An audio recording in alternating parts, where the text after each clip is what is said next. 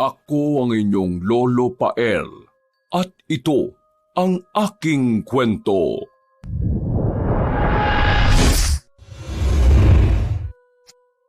Pag-uwi ng 25 anyos na binatang si Andre sa kanilang bahay galing sa trabaho, ay wala siyang naabutan sa sala ng kanilang bahay. Madalas kasi kapag ganong 4:30 ng hapon, ay naabutan niya roon si Nanay Fe na nanonood ng paborito nitong telenovela. Sinasalubong na kaagad niya yon ng pagmamano, kaya ngayon ay nagtataka siya dahil walang tao at nakapatay din ang TV. Nasaan kaya si Nanay?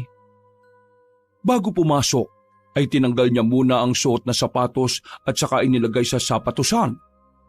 Papunta na siya sa kwarto nang makarinig ng komosyon sa bandang likod ng bahay.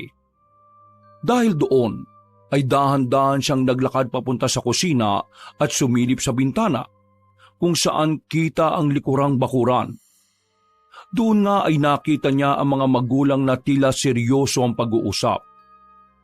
Umiiyak si Nanay Fe habang si Tatay Benji naman ay humahawak sa balikat ng asawa. Nang mapansin ng binata na umiiwas ang ginang ay nakaramdam kagad siya ng hindi maganda. Nito lang kasing nakaraang 2 linggo ay naririnig-rinig na niya ang mga tsismosang kapitbahay nila na nag-uusap-usap. Patungkol ang mga kwentuhan sa kanyang ama at sinasabi nga ng iilan na nakikita nilang merong kasamang ibang babae. Nung una ay hindi rin siya naniniwala dahil hindi naman ganoon ang kanyang tatay. Kahit pagwapo at matipuno ang kanyang katawan, ni isang beses ay hindi nakita yon ng pagiging maloko. Napatago siya sa isang gilid nang marinig na humagulgol si Nanay Fe habang hinahampas-hampas sa dibdib ang asawa. At narinig niya nga rin mismo sa ina ang hindi inaasahang bagay. Totoo nga ang balita ng mga kapitbahay nila. Meron ngang ibang babae o kabit ang kanyang Tatay Benji. Pasensya ka na, darling ko. Hindi ko talaga sinasadya itong mga nangyari. Kung ano man ang nahuli mo, hindi basta ganon yon. Natigilan na ang matipunong lalaki matapos sa kanyang ipakita ang mga kuha ng litrato. Nakita rin ni Andre yon pero bahagya lang dahil nagtatago pa rin siya. Kaagad dinampot ni Tatay Benji ang mga kuha ng larawan at saka ibinulsa.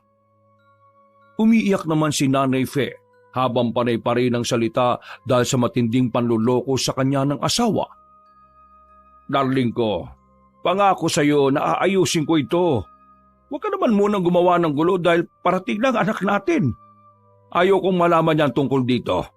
Ayusin natin to, pakiusap naman. Tinitigan muna siya ng masama ng ginang bago magpunas ng luha at mag-ayos ng sarili. Nang mukha na ulit siyang presentable ay naglakad na siya papasok sa loob ng bahay. Dali-dali naman tumakbo si Andre pabalik sa labas para isipin ng kanyang mga magulang na hindi niya naabutan ang nangyaring yon. Nang nasa sala na ay umakto siyang normal lang ang lahat na kunwari kahuhubad lang ng sapatos. Hello po, Nay. Himalapot, hindi kayo nanonood ng paborito niyong teledrama ngayon, ha? Mano po? Pagkamano ay ngumiti lang si Nanay Fe bago magbukas ng TV at nanood na parang walang nangyari. Pinagmasdan lang ni Andre ang ina dahil hindi rin talaga alam ang magiging reaksyon niya matapos malaman ang pangangabit ng kanilang padre de pamilya. Nay, magbibis po muna ako, ha? Maiwan ko na po muna kayo rito. Pagtangunang ginang ay saka naman dumating si Tatay Benji. Nang mapalingon si Andre sa ama ay hindi niya rin alam kung anong mararamdaman. Hindi siya sigurado kung maiinis ba siya o madidismaya dahil hinahangaan pa naman niya ang Ginoo. Lalo na pagdating sa pagiging isang responsableng ama. Ngayon, hindi na rin tuloy sigurado si Andre kung ano nang totoo sa kanilang tahanan. O anak, Andre, bakit nakatulala ka lang sa akin? Ha? Hindi ka ba magmamano sa tatay mo? Sorry po, Tay. Mano po? Ay kawaan ka ng Diyos. Pagkamano ay binitiwan niya kagad ng ama at saka nagdire-diretso sa kanyang silid. Nagtaka naman ng bahagya ang Ginoo pero katulad ng sa ina ay hindi niya pa rin ipinahalata na meron na ngang siyang nalalaman. Nang makapagbihis na, ay hindi tuloy alam ni Andre kung lalabas siya o magmumukmuk na lang mula sa kwarto. Noon kasi kapag tapos palang magbihis ay nakikipagbanding siya sa mga magulang. Pero ngayon, dahil sa nangyari ay naiilang siyang makaharap ang dalawa. Hindi niya rin kasi alam kung makakaya pa ba niya na magpanggap sa harap ng ama't ina na wala siyang nalalaman. Mabilis na lumipas ang oras. Dahil sa kakaisip ay nakaidlip na nga si Andre. Nagising na lang siya pasado 7:30 ng gabi matapos marinig ang may hinang katok sa pinto ng kanyang silid. Nak! Andre! Gising at mag-aapunan na tayo! Sige po, tay. Magbibihis lang po ako. Okay. Sumunod ka na lang sa kusina at huwag ka nang magtagal habang mainit pa ang pagkain, ha? Opo, tay. Nag-asikaso na nga kaagad ang binata. Pagkusot niya ng sando ay tumingin lang siya ng bahagya sa salamin bago lumabas ng kwarto. Dumiretso kagad siya sa kusina kung saan naabutan niya ang mga magulang na tahimik na kumakain. Ramdam niya ang awkwardness pero hindi niya ipinahalata ang mga yon. Umakto lang siyang normal katulad ng dati para na rin mabasag ang namumuong tensyon sa pagitan ng mga magulang. Wow, mukhang masarap tong niluto ni nanay, ah. Paborito ko pa to, ah. Corned beef with patatas. Salamat po, nay, ah. Alam talaga ng nanay mo ang paborito natin, anak.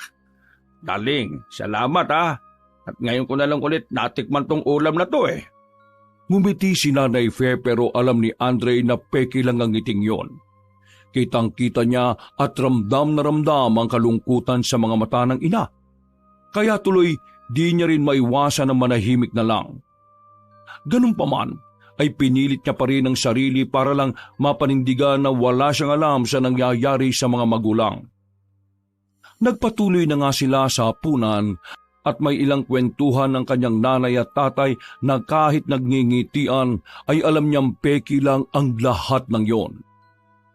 Parang nakaramdam tuloy si Andre ng awa sa kanyang ina dahil kahit tila durog na ay pilit pa rin nagpapakatatag. Nang matapos na ang hapunan ay nagpresenta ang gwapong binata na siya na ang maghuhugas sa mga pinagkainan nila. Pinilit niya talaga si Nanay Fe hanggang sa mapapayag ito. Dumiretso nga kagad ang nanay niya sa kwarto at hindi na lumabas pa hanggang sa mag-lights off na lang ang buong bahay. Pagsapit ng mga bandang 10:30 ng gabi kung saan ay oras na talaga ng tulog sa kanilang bahay, paglabas niya ng kwarto papuntang banyo ay narinig niya sa silid ng mga magulang na umiiyak na naman ang kanyang ina. May mga sinabi rin yun patungkol nga sa kalaguyo ng kanyang tatay na ikinagulat ng husto ng binata. Dahil tuloy doon ay napakuyom siya ng kamao at nakaramdam na matinding pagkadismaya kay Tatay Benji. Marami pang narinig si Andre patungkol sa kabuktutan ng inaakala niyang ulirang ama. At sa huli ay pinili na lang niyang umalis dahil baka hindi siya makapagpigil matapos malaman ang lahat-lahat. Pagbalik niya ng kwarto ay hindi na tuloy siya dinalo ng antok. Nagmuni-muni na lang siya at binalikhan ng mga araw kung saan ay masaya ang kanilang pamilya. At habang inaalala mga yon, ay hindi niya namalaya na tahimik na palang tumutulo ang kanyang mga luha na pinunasan niya rin namang kaagad. Hindi pa rin makapaniwala ang binata na nagawa ng Tatay Benji niya na lokohin ng ganoon ang kanyang Nanay Fe. Grabe naman, tay. Bakit mo kami niloko ni nanay? Sa kakaisip ay hindi na rin namalaya ng binata na nakatulog na siya na mahimbing. Nagising na lang siya matapos mag-alarm ang kanyang cellphone pasado 5:30 ng umaga. Dali-dali siyang bumangon at nagtungo sa kusina kung saan naaabutan niya ang ina na nagluluto ng almusal nilang mag-anak. Nang pagmasdan niya ang ginang ay parabang wala yung nalaman at walang nangyari kahapon. Parang maaliwala sa mukha noon na napakaganda ang gising. Dahil doon ay masaya siyang lumapit at yumakap bilang paglalambing. Good morning, Nay. Salamat po sa araw-araw niyong pagluluto ng almusal para sa akin, ha. Ngumiti lang ang kanyang ina at saka siya sinabihan na magkape muna habang di pa naluluto ang tortang talong na ulam. Habang nagkakape, ay nag-usap-usap muna sila ng ginang. Hindi na muna tinanong ng gwapong binata si Tatay Benji dahil alam naman niyang merong hidwaan na mag-asawa. Nang maubos na ang iniinom, ay naligo na muna si Andre. Nang matapos na ay doon na siya nag-almusal hanggang sa magdire-diretso na ng pag-asikaso sa trabaho. Bago pa umalis ng bahay ay niyakap niya ulit ang ina na gumanti naman ng mahigpit na pagyapos. Sinabi rin ng ginang na mag-ingat siya kaya mas natuwa ang binata. Ramdam na ramdam niya kasi ang pagmamahal ng isang ina. Nang nasa gate na siya, ay doon nga niya nakita si Tatay Benji na kababangon lang sa higaan. Hindi na siya nagpaalam muna sa ama dahil naiinis pa rin siya sa Ginoo matapos sa mga nalaman. Nung gabi niya lang talaga nalaman na ilang beses na pala talagang nambababae si Mang Benji at nitong nakalipas ay mas lumala. Mismo ang ilang kapitbahay na rin kasi ang nakakapansin at nakakakita sa kabuktutan ng lalaki. Hindi talaga sukat akalain ni Andre na ang amang mabuti at marangal sa kanyang paningin, tulad lang din pala ng ibang lalaki, makalaman at makamundo. Napabuntungin nga na lang siya bago tuluyang lisanin ang kanilang bahay. Nang nasa trabaho na siya ay palagi niya tuloy naiisip kung anong ginagawa ngayon ng kanyang nanay. Kung okay lang ba to at kung anong nararamdaman ito. Kaya para makampante, nagdesisyon siyang mag-half day na lang muna. Pumayag naman ang kanyang supervisor kaya nagbiyahe kagad siya pauwi sa kanilang bahay, subalit isang masamang balita ang kanyang naabutan. Umiiyak ang kanyang tatay sa may sala habang binabasa ang isang sulat. Ano pong nangyari, Tay? Ba't po kayo umiiyak?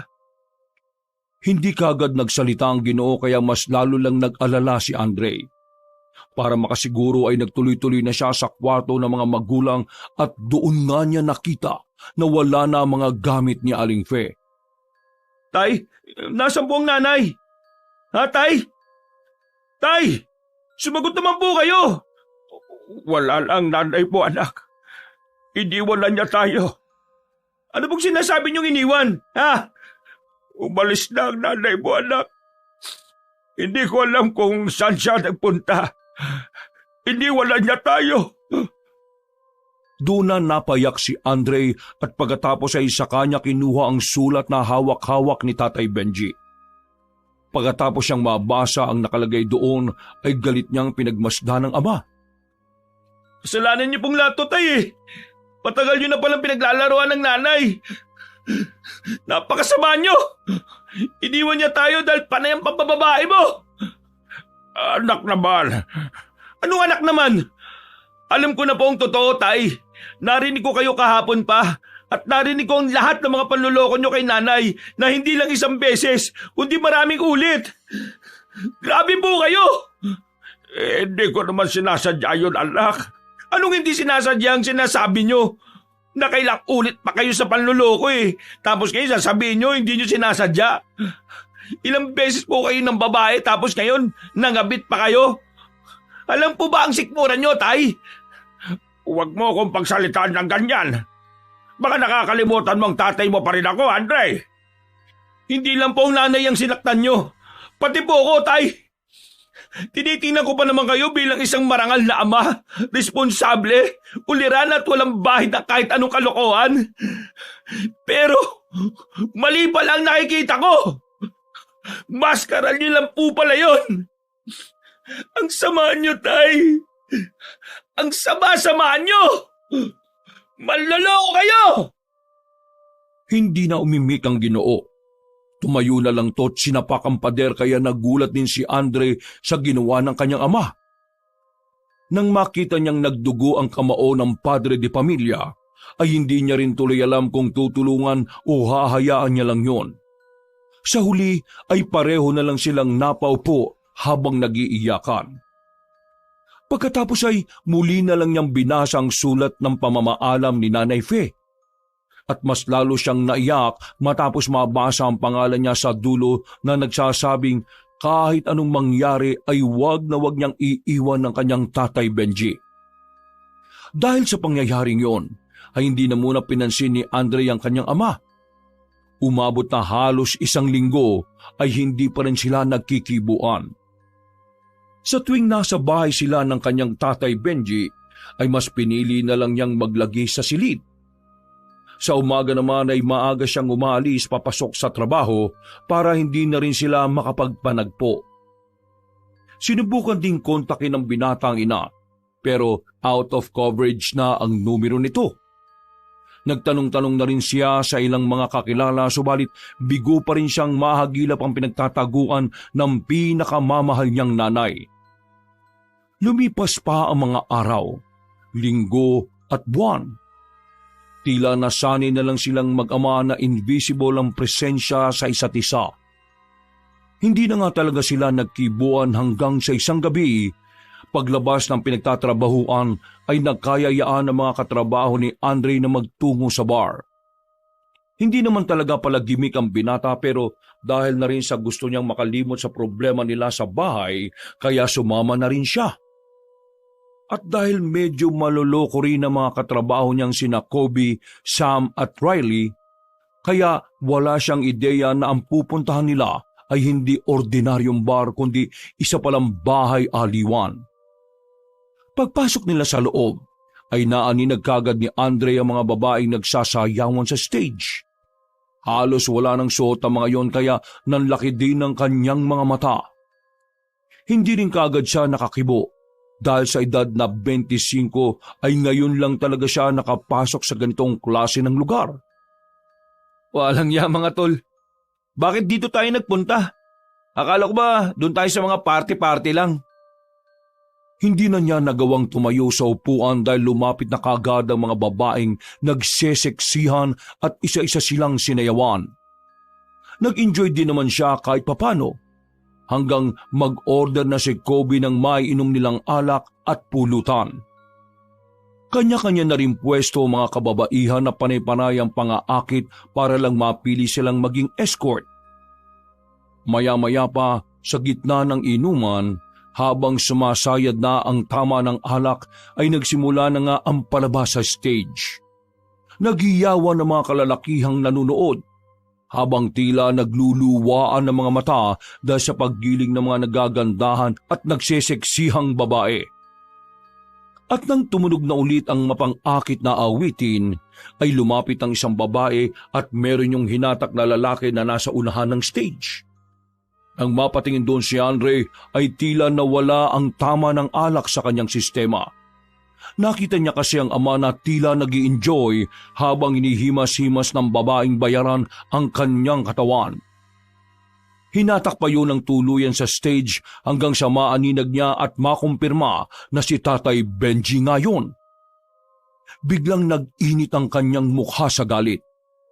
Nakuyom niya ang kamao at saka hinawi ang mga babaeng kainuman nila. Nagulat din sina Kobe, Sam at Riley dahil dali-dali siyang naglakad papunta sa stage saka nilapitan ng amang tuwang-tuwa sa kamunduhan. Nagulat pa nga ang Ginoo at hindi makapaniwala matapos makita ang kanyang anak. Nawala rin ang lasing niya dahil sa nangyari. Anak, anong ginagawa mo rito? Anong ginagawa ko rito? Pinapanood yung tatay kong babaero tapos sasapakin ko siya. Mabilis ang mga sumunod na pangyayari. Inundayan niya ng suntok sa mukha ang ama na tumama sa kaliwang mata. Nagulat ang lahat at ang ilan ay nagtakbuhan palayo dahil baka madamay sa gulo.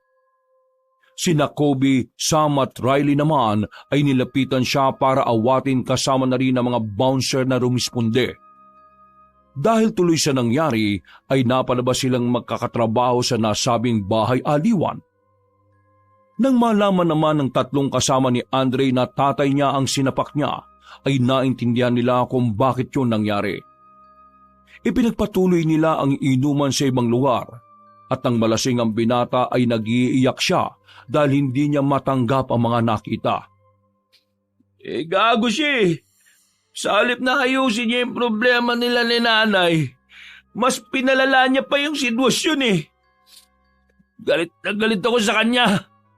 Pero hindi ko naman siya magawang iwan dahil yun lang ang bili ng nanay ko sa akin eh.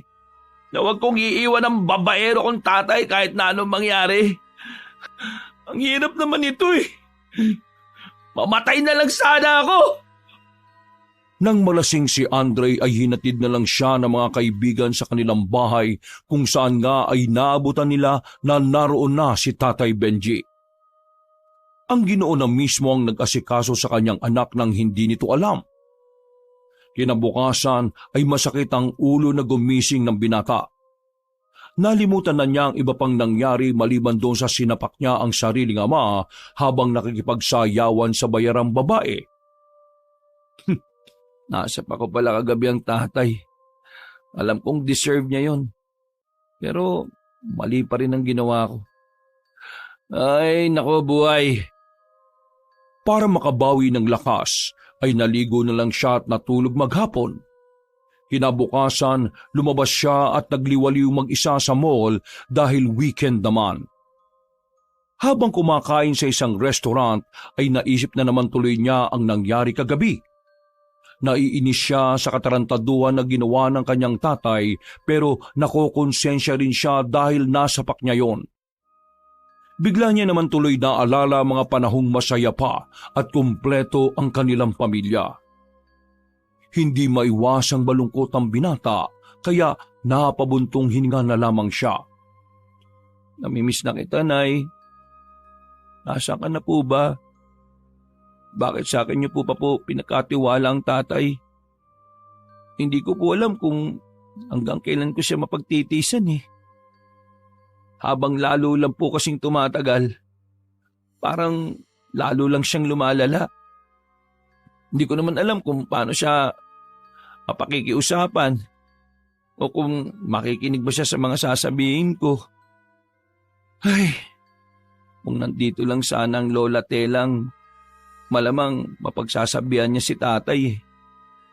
Sumagi na nga lang din bigla sa isip niya si Lola Telang na nanay ni Ma'am Benji. Noon kasing hindi pa senior ang kanyang lola ay madalas din itong nabisita sa kanila. Kahit maliit lang ang matandang babae ay walang kaparisang tapang noon. Wala yung inaatrasan na kahit na sino. At sa pagkakatanda pa nga ni Andre, maraming kwentong kababalaghan ng kanyang lola lalo na patungkol sa mga aswang. Hindi niya man masyadong pinaniniwalaan pero naaaliw siya sa mga kwentong probinsya ni Lola Telang. Marami kasing malalaking peklat ang nasabing matanda sa iba't ibang parte ng katawan at bawat peklat na yon ay may iba't ibang kwento patungkol sa mga inkwentro. Alam na kaya ni Lola tong nangyayari sa pamilya namin? Siguro, kailangan ko nang ipaalam para mapagsabihan niyang tatay. Pero, paano ko naman makokontak ang lola?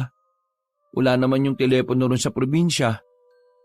Hindi ko rin naman alam kung saan yung bahay niya dahil hindi pa ako nakakapunta ron. Ay, nako, paano kaya to? Sa ilang araw nga na nagdaan ay pinag-isipang mabuti ng gwapong binata kung paano niya may papaalam kay Lola Telang ang tungkol sa panloloko ni Ma'am Benji. Mabilis na namang lumipas ang araw. Biyernes at ginabi ng uwi si Andre dahil sa mabigat na daloy ng trapiko. Pasado 10:30 na siya ng gabi nang makarating sa kanilang barangay. Sa gate pa lang ng kanilang bakuran ay naririnig na niya ang tawanan sa loob ng bahay. Nangingibabaw ang halakhak ni Ma'am Benji na sinusundan ng pamilyar na malalim na boses ng lalaki. Base sa naririnig niyang ingay ay parang nagkakasiyahan o nagiinuman ng mga nasa loob ng bahay. Pero ang ikinakunot ng noo ni Andre ay ang boses ng babae na hinaharot-harot kung tumawa. Nang marinig niya yon, ay nagmamadali siyang nagbukas ng gate at pagdating sa pintuan ng kanilang bahay ay nakita niya nga ang tatlong katao. Si Tatay Benji, si Ninong Ryan at ang hindi niya kilalang babae. Mas na-focus sa mga mata ng binata sa nasabing babae dahil dikit na dikit yun sa kanyang tatay. Naka-spaghetti lang ng damit na wala pang bra. Kitang-kita ang cleavage at parabang ipinangangalandakan pa ang dibdib. Nakasobrang iksi na short lang din yun. Kaya halos kita na ang kasingit-singitan. Pagbaling sa mukha ay napansin niya ang maraming tigyawat sa magkabilang pisngi ng di pamilyar na babae. Kaya naman pasimple siyang napaismid. At nang makita siya ng babaeng yon, ay kaagad tumayo ang kanyang ama at lumayo ng kaunti sa katabing babae. Napaismid na naman ang binata at ipinahalata niya talaga na hindi siya natutuwa sa nakikita. Pero bilang paggalang pa rin sa nakatatanda, ay hindi siya nagpakita ng kagaspangan at pinatunguhan niya pa rin ng maayos sa mga bisita. Oy, nandyan na pala ang anak ko. Magpano ka kay Ninong Ray mo, anak? Bubisita siya ngayon at nagpainom. Oy, kumusta na anak ko? Binatang-binata ka na talaga. Natutuwa ako makita ka ulit. Mano ka muna? Mano po, Ninong? Natutuwa rin po akong makita kayong ulit. Ay, kaawa ka ng Diyos. Ano, nagiinom ka ba? Baka gusto mo mag-inom. Tara, tumagay ka rito. Pas na po muna, Ninong. May maaga pa akong pasok bukas eh. Nak, si Lorna nga pala. Bisita rin namin. Anong bisita rin namin? Bisita mo lang yan, pre. Ninong Ray, papasok na po muna ako sa kwarto. Hello, anak. Anak? Ang ibig sabihin niyan, anak, para ka na rin niyang anak dahil alam mo na. Sumimangot ang gwapong binata na nagtuloy-tuloy na sa kanyang silid. Hindi na niya pinansin ang iba pang sinasabi ng ama dahil ayaw niya rin naman niyang marinig ang mga yon. Bago isara ang pinto ng kanyang silid, ay narinig na niya si Ninong Ryan na tila nagtataka kung bakit parang malamig siya kung makitungo. Dinahilan na lang ni Mang Benji na pagod lang ang anak kaya ganon. Napabulaksa si Andre sa kama habang nakatingin sa kisame. Inis na inis pa rin siya sa mga nakikita kanina. Kung tutuusin nga, ay gusto na niyang mag-iskandalo subalit pinipigil niya pa rin ang sarili. Ayaw na rin kasi niyang maulit ang nangyari noong nakarang linggo sa bar. Para kasi sa kanya, mali man ang kanyang tatay sa paggawa ng kalokohan, pero mali rin naman ang hindi pagrespeto sa mga magulang. Ay, nang kailan ba ako magpipigil? Malapit na talaga akong mawala ng respeto kay tatay. Ang lakas na talaga ng loob. Nagdala pa talaga dito ng babae. Dahil sa kakaisip ay nakatulugan na lang ni Andre ang tungkol sa bagay na yon. Paggising niya pasado 12:00 ng hating gabi ay wala na ang tawanan ng mga nagiinuman. Ang naririnig na lamang niya ay ang malalakas na hilik. Pasimple siyang lumabas ng kwarto at sumilip sa sala. Doon ay nakita niya si Ninong Ryan na nahihimbing ng tulog sa sofa habang humihilik-hilik ng malakas. Napabuntong hininga lang siya at saka naglakad papunta sa gate. Nakita niya kasi mula sa bintana na nakabukas pa yon. Napaungot pa siya dahil tila nakalimutan pa yatang isara ng kanyang tatay ang pinto ng bahay at gate. Hindi na talaga nag-iisip ang tatay ko. Samantalang dati naman, hindi niya kinaliligtaan to ng mga ganitong bagay. Pagkalak ng gate ay bumalik kagad siya sa loob ng bahay at kinandado naman ang pinto. Hinayaan niya lang ang Ninong Ryan niyang matulog at humilik ng humilik sa sala. Dumiretso siya sa kusina para uminom ng tubig, subalit natigilan siya matapos mapansin na medyo nakauwang ang pinto ng kwarto ng kanyang magulang. Nakarinig din siya mula roon ng mga halinghing. Baka si Mang Benji lang yon na umuungot dahil gano'n naman yon kung minsan kapag natutulog. Pero nang masipat na mga mata niya na tila may iba pang tao bukod sa kanyang tatay, ay dali-dali siyang lumapit. Hindi nga nagkamali si Andre. Kitang-kita ng dalawa niyang mga mata ang ginagawang kahalayan ng magaling niyang ama. Nakapatong yon kay Lorna na babaeng kainuman lang niya kanina. Napatras si Andre sa sobrang pagkabigla. Dahil doon ay nabangga niya ang isang display at nahulog yon. Napatingin sa gawin niya ang ama at nagulat din yon matapos siyang makita na nakatayo sa tapat ng pinto. Dali-daling tumayo si Mang Benji at nagtaas ng short saka tumakbo palapit sa pintuan. Ang akala ng binata ay magpapaliwanag ang ama pero isinara at ikinandado lang pala nito ang pinto. Kaya hindi na niya nakita ang mga sumunod na kaganapan sa loob ng nasabing silid. Hindi na nakaimik ang binata. Siyak na siyak kasi talaga siya sa kababuyan ng ama na sa mismong bahay pa nila ito gumawa ng milagro. Sa silid mismo nilang mag-asawa. Dumiretso si Andre sa kusina at dahan-dahang nagsaling ng tubig sa pitsil. Hindi niya na naman namalayan na tumulo na ang kanyang luha sa sobrang galit na nararamdaman. Hinigpitan niya ang paghawak sa baso na parang madudurog na to. At pagkatapos uminom ay saka siya napabuntong hininga at dali-daling pumasok sa kwarto. Pinilit niyang alisin lahat sa utak ang mga nakita kanina. Pero tila sirampla kayo na paulit-ulit tumatakbo sa kanyang utak. Hanggang sa marinig na nga niyang malakas na sigaw ng kanyang tatay at ng kirida nito sa kabilang kwarto. Sigaw ng pagpaparaos na gustong maabot ang rurok. Mas lalong napayak si Andre. Gusto niyang magwala at sugurin ng ama pero hindi niya rin alam sa sarili kung bakit hindi niya magawa. Habang umiiyak, ay tinakpan na lamang niya ng una na magkabilang tenga hanggang sa tumahimik na ulit ang paligid. Maraming naglaro sa kanyang isip hanggang sa hindi niya namalayang ninakaw na naman ng antok ang kanyang diwa. Kinabukasan, maaga siyang umalis ng bahay.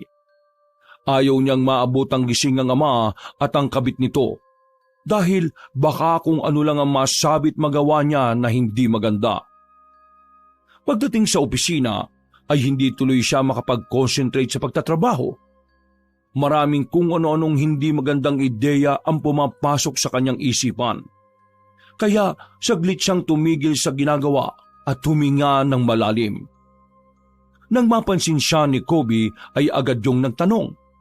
Sinabi niya naman ang problema at napayuhan din siya ng maayos ng katrabaho. Kaya nang umuwi na, naisip niya rin kagad ang mga payong yon. Tamang sinabi ni Kobe sa akin kanina. Siguro nga, kailangan ko na rin munang umalis ng bahay para makahinga ako ng maluwag. Mangungupahan na lang muna ako, malapit dito sa opisina, para hindi ko na makita kung anong kalokohan ang gagawin ng tatay kung walang hiya. Pag-uwi niya ng bahay ay naabutan niya ang ama na nasa sala. Hindi niya yun pinansin.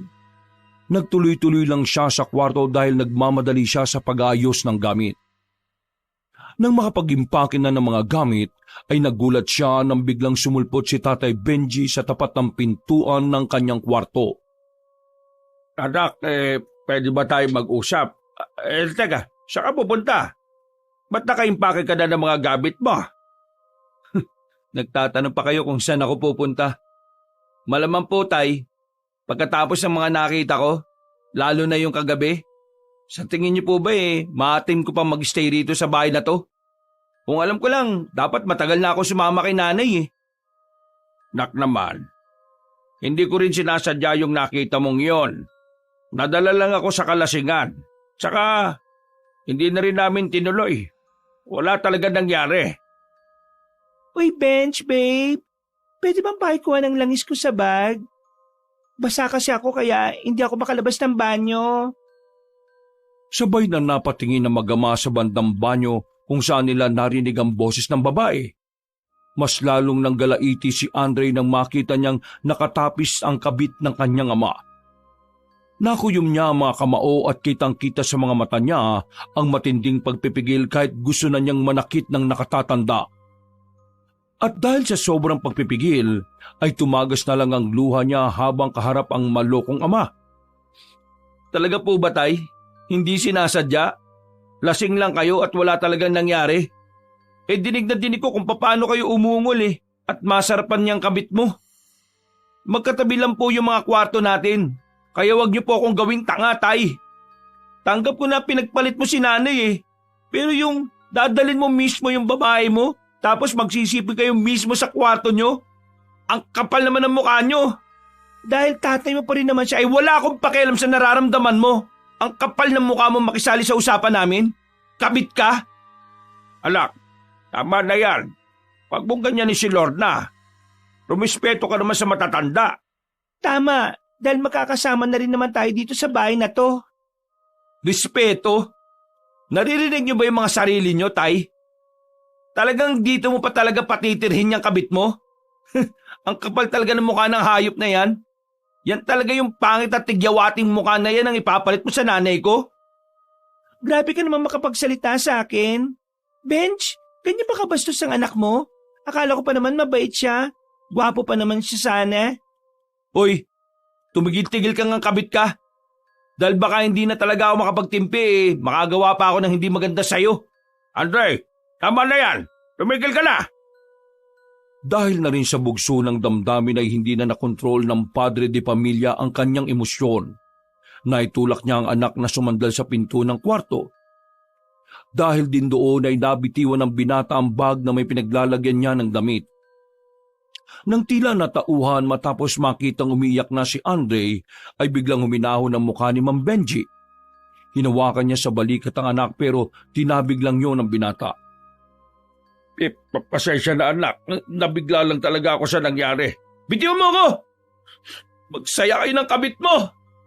Anak naman, iiwan mo rin ba ako katulad ng ginawa ng nanay mo? Aalis na ako sa bahay na to. Hanapin kong nanay at hindi na ako babalik pa rito. Bench, hayaan mo na siya kung gusto niyang umalis. Hindi magpapapigil ang mga ganyang pinalaki at suwail. Tumigil ka nga muna, Lorna. Huwag ka muna makisali sa usapan namin mag-ama. Hindi na nga nagpapigil ang gwapong binata. Kagad niyang dinampot ang bag at nang lalabas na ng bahay ay nagulat sila mag-ama. Nakita kasi nilang nakatayo si Lola Telang sa tapat ng pintuan. May dalang lumang bayong ang ginang at isa pang supot na puro gulay. Napakunot pa yun ng noo matapos maabutan ng away na mag-ama. Lola Telang? Ibalik mo yung dalamang bag. Hindi ka aalis sa bahay na to, Apo. Kung meron mang dapat umalis dito, hindi ikaw yan. Nay, anong ginagawa niyo rito? Tatanong-tanong ka dyan? Imbis na tulungan mo ako rito sa mga dala ko? Bilisan mong damukat, kunin mo tong lumang bayong ko. Ingatan mo pagdadala dahil kapag may nabasag dyan, mapabasag din ang mukha mo sa akin dahil sa mga katarantaduhan mo. Walang pag-aalinlang ang sumunod na matangkad na lalaki habang si Andre naman ay lalo lang napaiyak matapos makita ang kanyang lola. Para na rin kasing sinagot ng Diyos ang matagal na niyang pinagdarasal.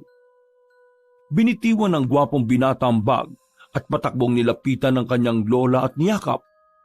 Si Mang Benji naman ay binuhat nga ang mga dala ng matandang babae at dinala sa silid noon na matagal nang walang tumatao. Samantala, si Lorna naman ay nakatingin lang at nagmamasid sa mga kaganapan hanggang sa mapatingin sa kanya ng matalim si Lola Telang.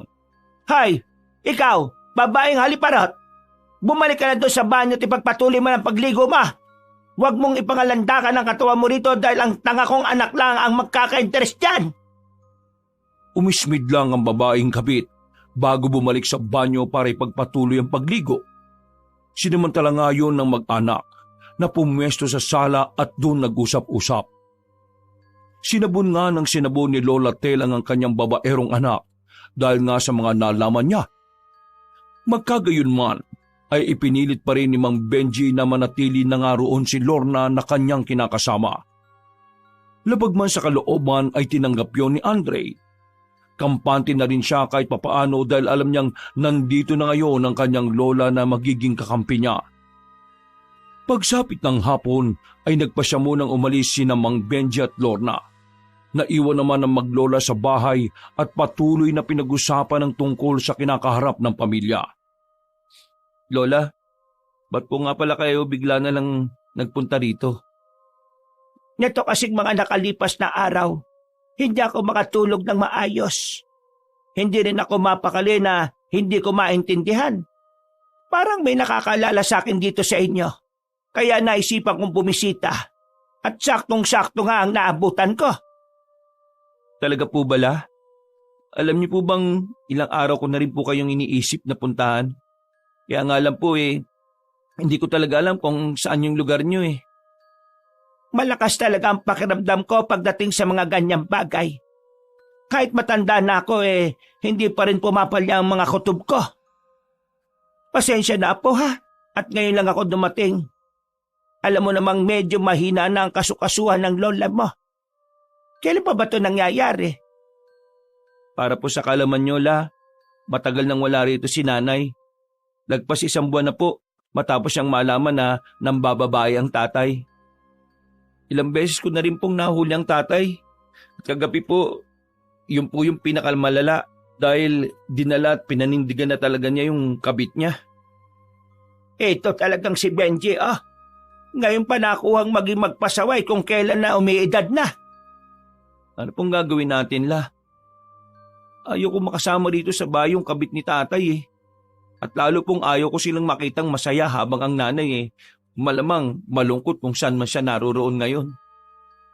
Kung gusto mong idaan sa legal na paraan ng lahat, kaya mo bang idemanda ang tatay mo? Okay lang po ba sa inyo na makulong ang anak niyo, La? Kung kasalanan naman niya, bakit ako maaawa?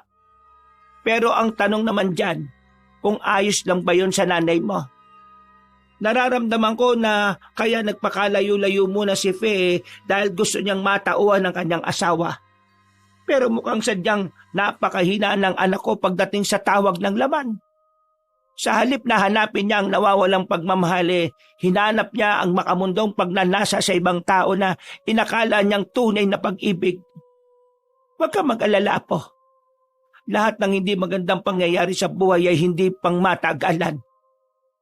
Ano pong dapat nating gawin ngayon, La, para ma-realize ni tatay ang mga kamalian niya? Wala. Po? Wala po tayong gagawin? Hahayaan lang natin siya? Paano kung mas lalo lang pong lumala ang sitwasyon? Paano kung mabuntis niya yung kabit niya? Baka po mahuli na ang lahat, La. Natatakot ako na baka hindi na talaga makaayos sa mga magulang ko at tuluyan na kaming mabuwag. Huwag nating pangunahan na po ang galaw ng tadhana. Sa 70 taon ko nang nabubuhay sa mundong ito, ni isang beses hindi pa nagkamali ang aking pakiramdam. Bago matapos ang linggong to, sinisigurado ko sa iyo na magbabago ang sitwasyon. May mangyayaring maganda sa pamilya mo kaya maghintay-hintay ka lang.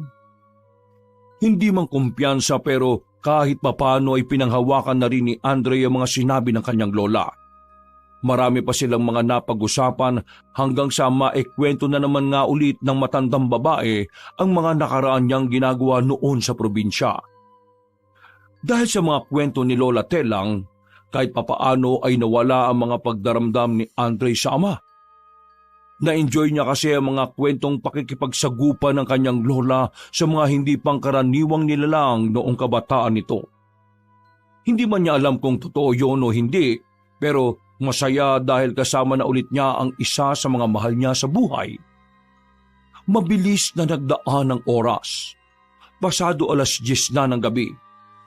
Pagkagaling ni Andre sa banyo, napasilip siya sa pinakadulong silid kung saan natutulog ang kanyang lola.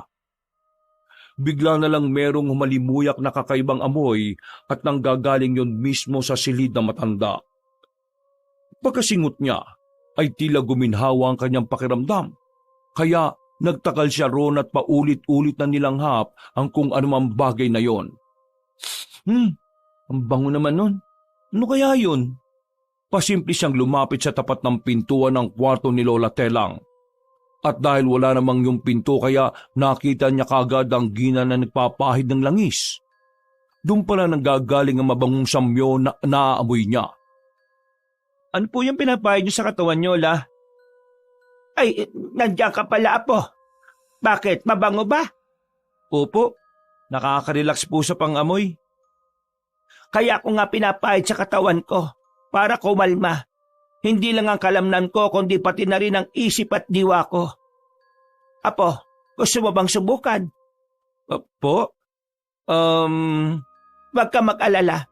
Hindi naman to yung katulad sa mga kinukwento ko sa yung langis na pampahid ng mga manananggal. Isa itong espesyal na langis na ang sangkap ay galing sa mga ninuno ko.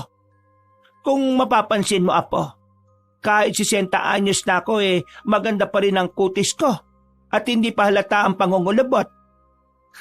Oo nga po, no? Mas mukha pa ngang matandang tingnan sa inyo yung kabit ng tatay ko eh. Ayaw ko pong malait pero nakakasuya talaga yung mukha niya. Ang daming tigyawat.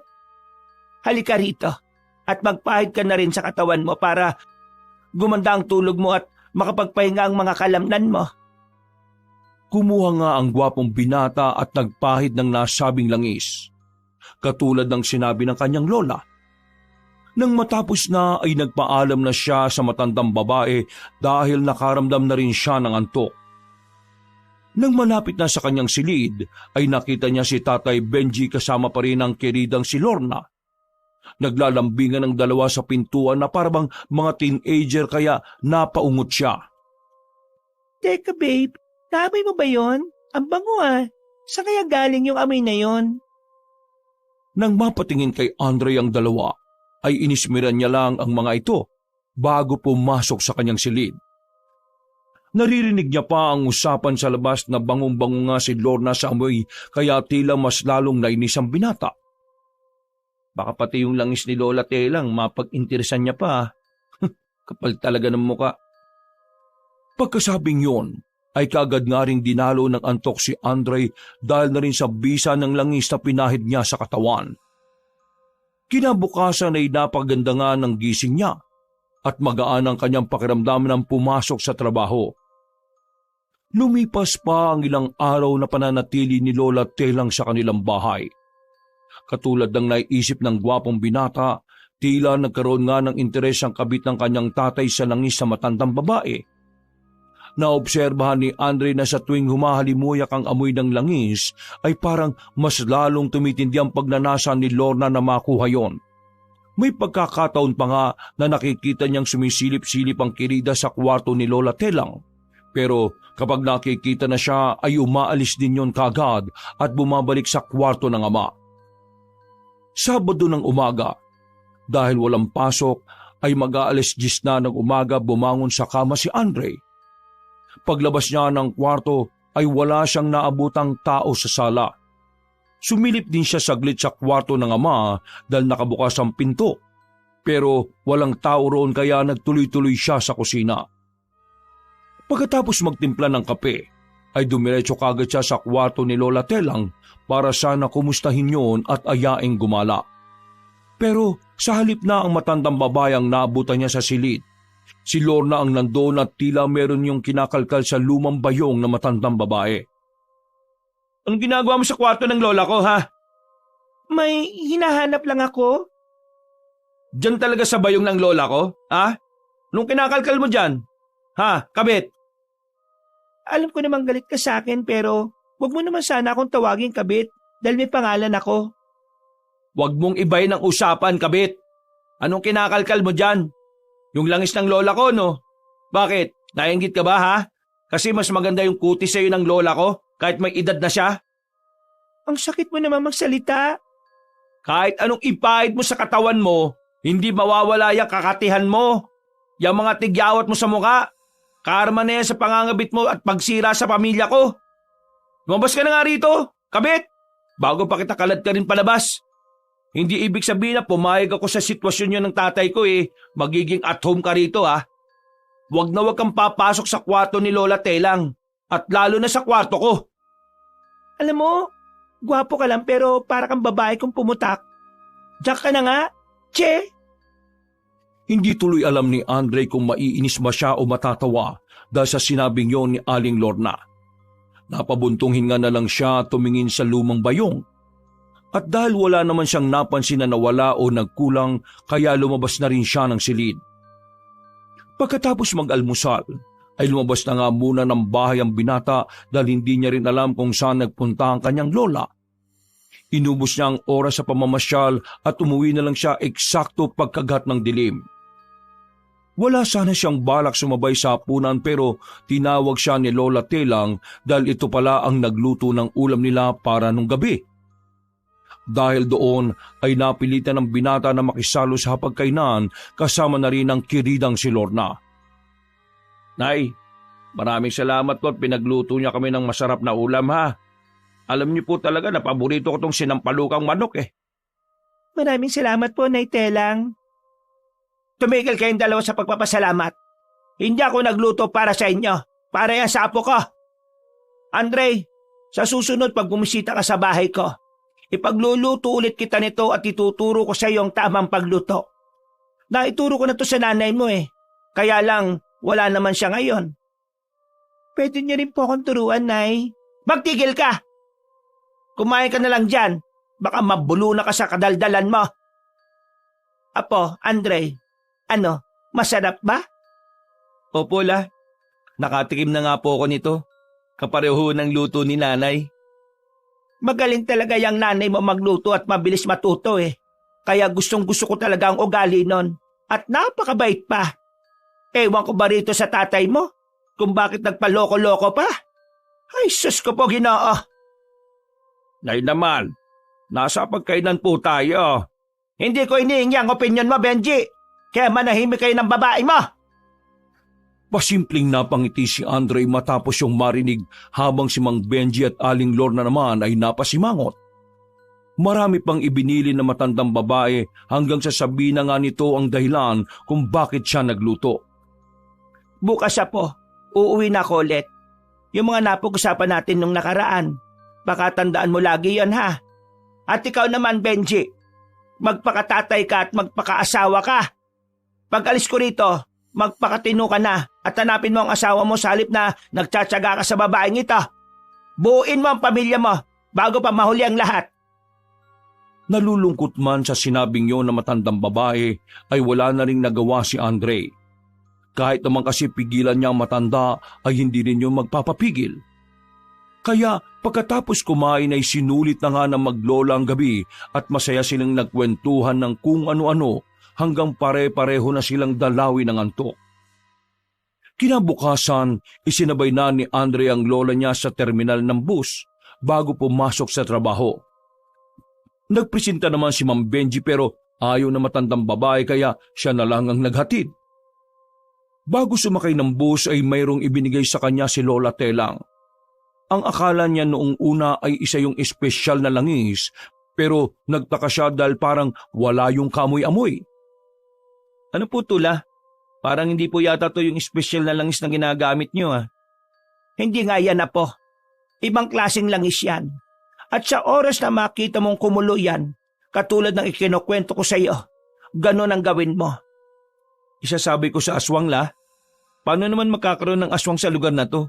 Wala naman po tayo sa probinsya. Tama ka. Karamihan ng mga likas na aswang ay talagang nagtatago sa mga probinsya. Ang mga nagiging aswang naman dahil sa kasakiman ay maaari mong makainkwentro sa sibilisadong lugar. Katulad ng lugar ninyo. Kaya hindi mo rin masasabi, Apo. Ang dami niyo po talagang alam la. Kaya nakakabilib po kayo eh. Hindi niyo po ba ako bibigyan ng espesyal na langis? Malapit na naman kayo magpunta sa akin ng buo mong pamilya. Doon ko ibibigay ang mga iyon, Apo. Sige na, at sasakay na ako sa bus. Umalis ka na rin dahil baka mahuli ka pa sa trabaho. Mag-iingat po kayo la. Salamat sa pagbisita ah. Mamimiss ko po kayo, Lola Telang. Nagyakapan pa ng maigpit ang maglola bago tuluyang sumakay ng bus ang matandang babae. Maya-maya pa, nang umalis na ang bus ay umalis na rin sa terminal si Andre at nagtungo na sa kanyang workplace kahit medyo late na. Naging produktibo naman siya sa maghapon na yon kahit medyo nalulungkot dahil umalis na ulit ang kanyang lola. Sa kabilang banda ay bigla na niyang naalala ang sinabi niyon kanina bago sila maghiwalay sa terminal ng kanyang lola. Malapit na naman kayo magpunta sa akin ng buo mong pamilya. Doon ko ibibigay ang mga iyon, Apo. Parang siguradong-sigurado si Lola sa mga sinasabi niya. Pangahawakan ko yung mga yon. Dahil sabi nga niya, hindi pa nagmimintis ang lahat ng mga kutob niya. Nagtrabaho na lang siya na nagtrabaho at sa paglipas pa ng oras, magaan pa rin ang pakiramdam ng gwapong binata nang umuwi sa kanilang bahay. Bumalik ulit sa dati ang lahat na hindi sila masyadong nagpapansinan ng ama. Lalo na ngayong wala na si Lola Telang. Pagkatapos siyang maghapunan ay pumapasok na kagad siya ng kwarto at hindi na lumalabas pa hanggang sa makatulog siya na mahimbing. Pagsapit ng 10:00 ng gabi, ay naalimpungatan si Andre dahil sa humahalimuyak na kakaibang amoy sa paligid. Espesyal na langis yun ni Lola. Wala naman na siya rito. Sinong nagpapahid nun? Napabangon siya at lumabas ng kwarto hanggang sa makita niya sa bandang kusina si Lorna na nagpapahid na ng nasabing langis. Nawala ang antok niya nang biglang maalala nung nakaraan na pumasok nga pala ang kirida sa kwarto ni Lola Telang. Bakit meron ka niyan, ha? Sa lola ko yan, ha? Yan siguro yung ninakaw mo sa kwarto niya. Tanda ka sa pananalita, Andre, ha? Hindi ko to ninakaw. Binigay to sa akin ni Nanay Telang. Talaga lang, ha? Sa palagay mo, paniniwalaan kita? Tsaka, wag mo nga matawag-tawag na nanay ang lola ko. Kabit ka lang. Wala kang karapatan. Sumusobra ka na, ha? Niirita na ako sa iyo sa kakatawag mo sa akin ng kabit, ha? Kaunti na lang. Hindi na talaga ako makakapagtimpi sa'yo. Ano ba yan? Nagsasagutan na naman kayo dyan. Ilang oras pa lang nawawala si nanay nagbabangayan na naman kayo. Pagsibihan mo nga yung anak mo at wag ako. Nagpapahid lang ako dito ng langis na binigay ng nanay mo kung ano-ano nang sinasabi sa akin. Alam kong ayaw mo sa akin, Andre. Pero wag mo naman sana ipamukha yun sa pagtawag sa akin ng paulit-ulit na kabit o kirida. Tao rin ako at may pusong nasasaktan, no? Tumigil ka nga sa kaartihan mo. Hindi ka nakakaawang tingnan. Ay naku, bahala nga kayo dyan. Para hindi na lumala ang gulo, ay bumalik na ang binata sa kanyang kwarto at natulog na lang ulit. Naririnig niya pa nga ang mahihinang boses ng tatay niya at kabit nito na tila may kung anong pinagtatalunan. Maya-maya pa, nang nahihimbing na ang tulog ng lahat ay nagising na naman si Andre pasado 1:00 ng madaling araw. Nakarinig kasi siya ng tila pagkampay ng malaking pakpak ng ibon mula sa labas ng kanilang bakuran. Napapakusot ng mata siyang lumapit sa bintana at sumilip. Nakita niya ang ilang mga puno na tila hinahangin na malakas. Kaya napatingala siya pero wala namang nakita roon. Ilang saglit pa nga, mula sa hindi kalayuan ay nakarinig na siya ng alulong ng aso. Sa unang pagkakataon sa kanyang buhay ay tila ngayon lang siya nangilabot sa alulong ng aso. Ramdam niya ang paggapang ng takot sa buo niyang katawan kaya parabang nawala ang kanyang antok. Sinundan pa yon ng iba pang kahulan kaya napatingin na naman siya sa bintana. Ang creepy naman ng alulong ng aso na yun. Natigilan na siya matapos makita ang maliit na botelyang ibinigay ni Lola Telang na nilagay niya sa ibabaw ng maliit na tukador. Para kasing katatapos lang noon kumulo pero hindi naman siya sigurado kaya nagkibit balikat na lang siya.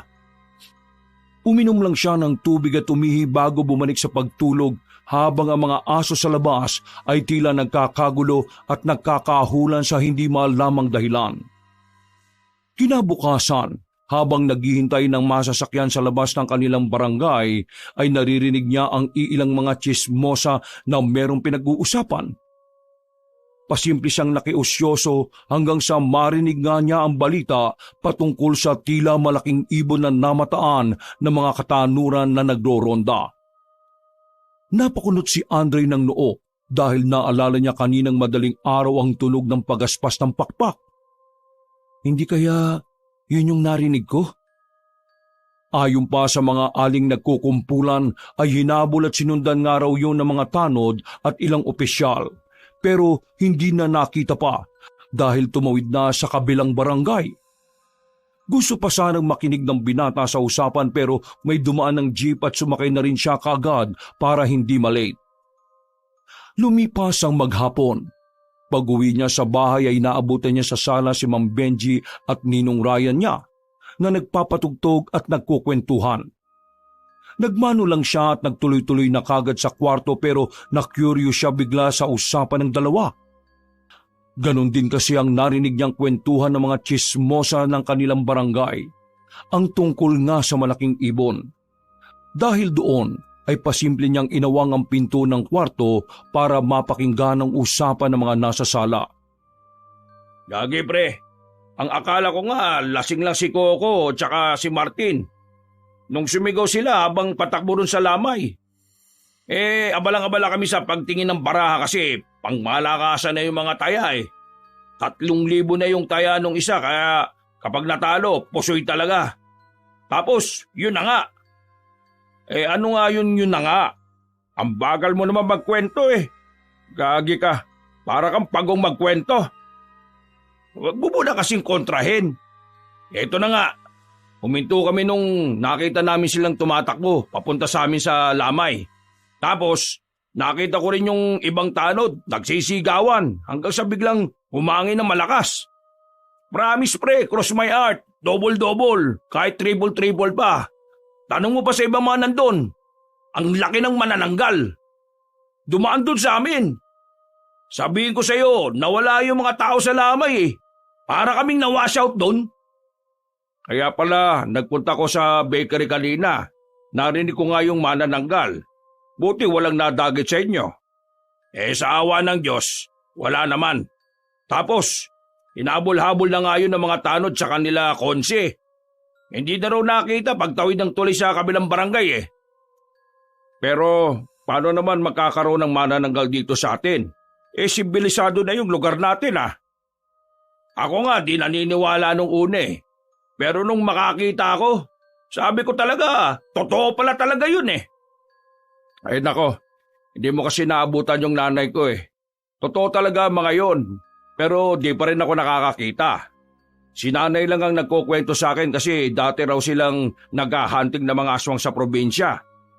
Wow, ayos din yung nanay mo Teka, nasan pala yung number 2 mo, si Lorna? Masama nga ang pakiramdam kanina pa. Kaya hindi na rin ako makapagtagal sa labas. Pinasa ko na muna yung ginagawa ko dun sa talyer. Masakit daw ang tiyan bakit pre? Buntis ba? Gago, huwag kang maingay. Baka mamaya marinig ka ng anak ko. Saka hindi mabubuntis yun si Lorna. Napaismid na lang si Andre matapos yung mapakinggan. Kaya isinara na niya ang pinto ng kwarto at nahiga sa kama hanggang sa makatulog siya. 10:00 ng gabi, pagbangon ay dumiretso kagad siya sa kusina matapos makaramdam ng gutom. Habang naghahapunan ay naamoy na naman niya ang halimuyak ng espesyal na langis pero meron siyang napansin sa amoy dahil parang iba yon sa ginagamit ni Lola Telang. Nagpapahid na naman yung bruha. Pero ngayon ko lang na-realize na kakaiba yung amoy ng langis na yun kumpara sa ginamit namin ni Lola. Tsaka, bakit naman siya bibigyan ng ganong langis? Kapal naman ang mukha niya. Baka ninakaw niya lang talaga yan. O binili sa kung saan. Ipinagpatuloy na niya ang pag-aapunan at nang matapos ay nagilamos kagad siya ng katawan para mapreskuhan at madaling makatulog ulit. Pero lumipas na ang ilang oras ay mulat na mulat pa rin ang mga mata ni Andre. Nagpagulong-gulong na siya sa kama at kung ano-ano na ang ginawa niya pero hindi pa rin siya inantok hanggang sa isang nakakakilabot na naman na alulong ng aso ang kanyang narinig. At mula sa likod ng kanilang bahay ay nakarinig ulit siya ng malakas na paggaspas ng pakpak ng ibon. Napabangon siya sa kama dahil doon. Pero dahil sa kaba, matapos maisip ang manananggal na usapan sa barangay ay hindi kagad siya lumabas ng kwarto. Yun na naman yung malakas na kampay. Nasa likod nga ng bakuran namin. Nagkahulan na naman ang mga aso sa iba't ibang dako ng barangay. At nang mapatingin si Andre sa maliit na botelya ay doon na nga niya nakita na bumubula yun. Kinabahan ng binata pero matapos maisip ang sinabi ng kanyang Lola Telang ay bigla na lang siyang tinubuan ng tapang sa dibdib. Baka nga buntis si Lorna kaya 2 beses na siyang binabalikan ng manananggal. Matapos maisip yon, ay kinuha niya kagad ang nasabing botelya at dali-daling lumabas ng kwarto at nagtungo sa likod ng bahay. Wala na siyang naabutan doon kundi ang mga dahong nagsasayawan, sinyales na nanggaling nga talaga roon ang nasabing manananggal. Nang pabalik na siya, ay napahinto ang binata dahil nakita niya roon ang Tatay Benji na tila naalimpungatan. Anong ginagawa mo dyan sa likod, anak? Nagdire-diretso lang siya sa loob ng bahay at hindi na pinansin ng tatay niya na hindi na rin kumibo. Pagdating sa kwarto, nang nasa kama na siya, ay muli niyang pinagmasdan ng maliit na botelyang binigay ni Lola Telang. Nawala na ang pagkulo o pagbula nito, kaya nakasisiguro na rin siyang wala na ang manananggal sa paligid. Paano kaya nagkaroon ng manananggal dito sa lugar namin? Pero ang mas nakakagulat, parang alam na ni Lola Telang na mangyayari yon dahil binigyan niya ako nito. Naalala ko tuloy yung mga sinabi niya roon sa terminal ng bus. Tama ka. Karamihan ng mga likas na aswang ay talagang nagtatago sa mga probinsya. Ang mga nagiging aswang naman dahil sa kasakiman ay maaari mong makaenkwentro sa sibilisadong lugar. Katulad ng lugar niyo. Kaya hindi mo rin masasabi ako. Grabe talaga si Lola. Bago bumalik sa pagtulog ay naisipan ng binata na magdasal ulit. Isinama niya rin kahit papano sa panalangin si Lorna na kung sakaling buntis to ay ingatan na magiging kapatid niya at mailayo sa manananggal. Pinanalangin niya rin si Nanay Fe at Lola Telang na kung nasaan man ang mga yon ngayon ay nawa ay maging maayos din sila at malayo sa anumang kapahamakan. Matapos ang taimtim na pagdarasal ay nakatulog na nga siya ng mahimbing. Pagsapit ng 5:00 na madaling araw, pagbangon ni Andre ay kagad siyang nagtungo sa banyo. Pero pagdating niya sa kusina ay nakita niyang patakburin ng palikuran si Lorna. Hinayaan na lang muna niya tong mauna at nagpainit na lang muna siya ng tubig sa takuri. Habang nagtitimpla ng kape ay narinig niya ang kirida na sumusuka-suka sa loob ng banyo. Hindi niya tuloy alam kung maawa ba siya o maiinis o matutuwa. Nagahalo-halo ang emosyon niya. Ayaw niyang isipin na magkakaanak ang tatay niya sa kabit pero sa kabilang banda, gusto niya ring magkaroon ng nakababatang kapatid. Ano ba tong naiisip ko? Umay. Oo, gusto kong magkaroon ng kapatid pero hindi sa ibang tao, kundi kay Nanay Fe mismo. Hindi sa kabit na yon, kahit nakakaawa siya. Naudlot na siya sa pagkausap sa sarili dahil lumabas na nga si Lorna ng banyo. Nang makita niya ang itsura noon ay medyo naawa rin siya dahil parang pagod na ewan. Nangangalumata rin at namumutla ang babae na halatang meron ngang iniindang sakit. Gusto niya sanang lapitan at tulungan pero nanaig pa rin ang galit sa kanyang dibdib. Kaya tinalikuran na lang niya yon at nagtungo na sa mga kaldero para mag-check ng makakain sa umagang yon. Nakahinga siya na muluwag nang mawala na sa paningin niya ang kirida ng kanyang tatay. Nag-asikaso na rin siya kaagad at pasado 6:00 ng umaga ay palabas na sana siya ng bahay pero nakita niya pa si Tatay Benji na todo asikaso sa kabit nito. Napaismid na lang siya saka nagmamadaling lumabas ng bahay at pagdating sa kanto, nang nakasakay na ng jeep ay patungkol kagad sa manananggal ang nabungaran niyang kwento.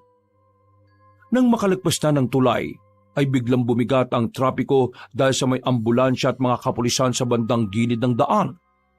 Mas lalo ring umugong ang kwentuhan patungkol nga sa gumagalang manananggal sa kanilang lugar. At ayon nga sa mga naririnig ni Andre, ang bangkay na kinuha sa gilid ng tulay ay biktima ng nasabing aswang.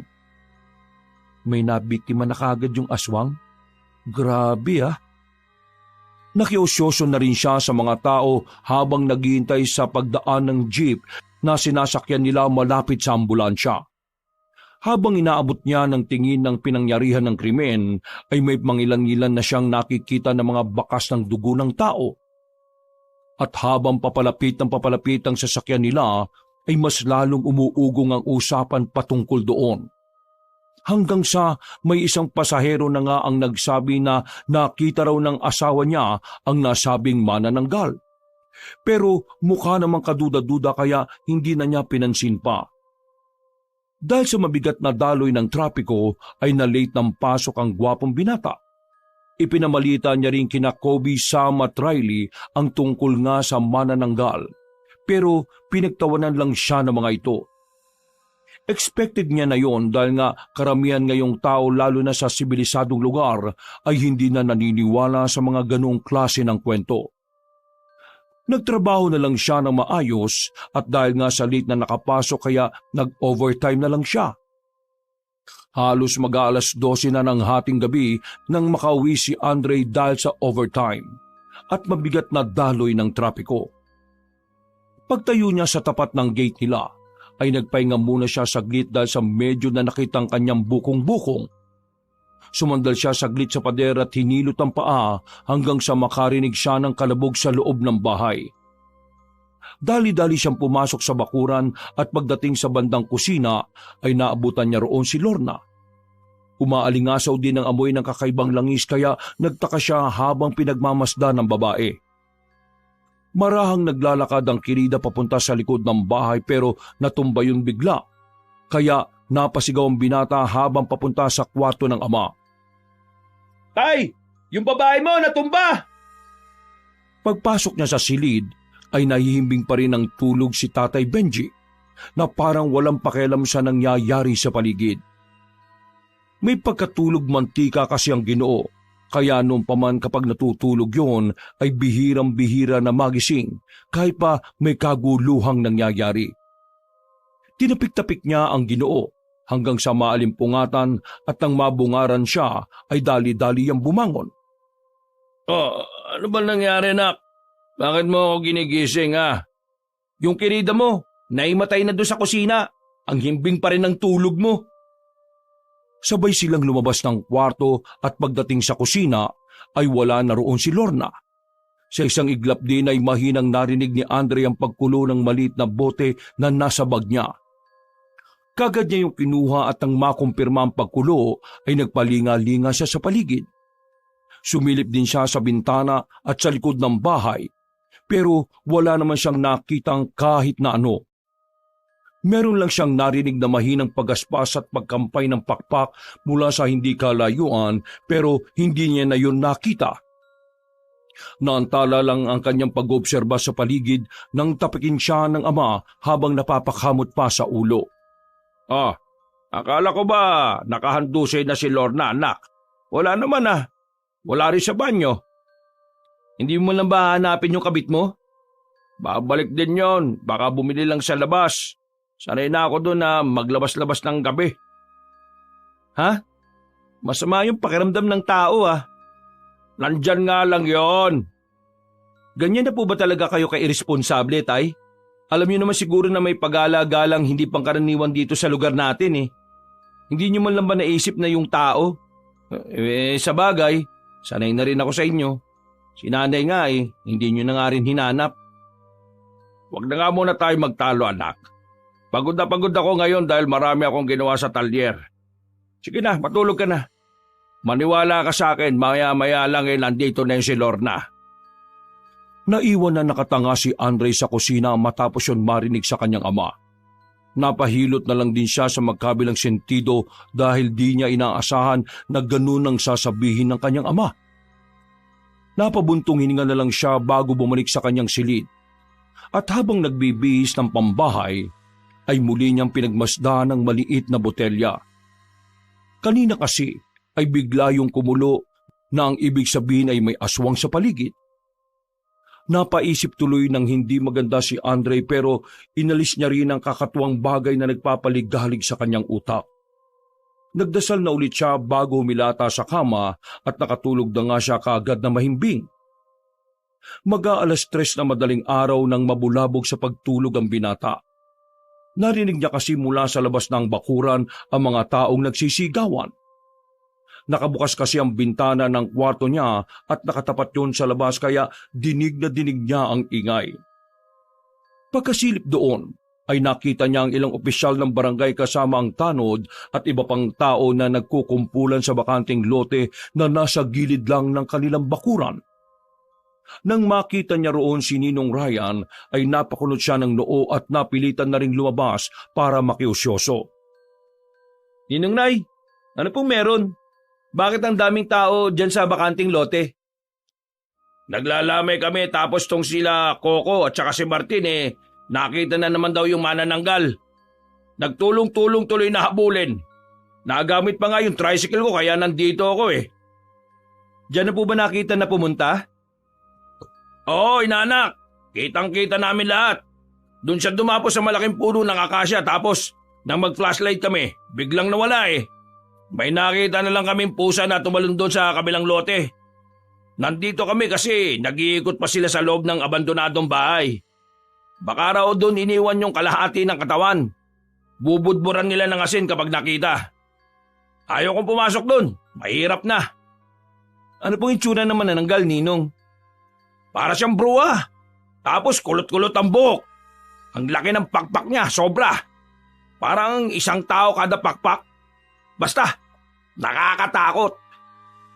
Inaanak, mag-ingat-ingat ka rin O sige na, pumasok ka na rin sa loob. Bukas ko na ikukwento sa inyo ng tatay mo. Sige po, Ninong. Mag-iingat din po kayo. Pagpasok sa loob ng bahay ay dali-daling nagtungo ang binata para i-check ang kanyang botelya pero nang maabutan niya ay parang katatapos lang noon na kumulo. Sinundan pa yun ng ingay sa bandang kusina kaya dali-dali siyang lumabas. At pagtingin doon ay nakita na niya sa kusina si Lorna na parang hinang-hina. Andre, pahingi ng tubig. Pakiusap. Dahil sa taranta ay kagad kumuha ng tubig ang binata saka inabot sa kirida ng kanyang ama.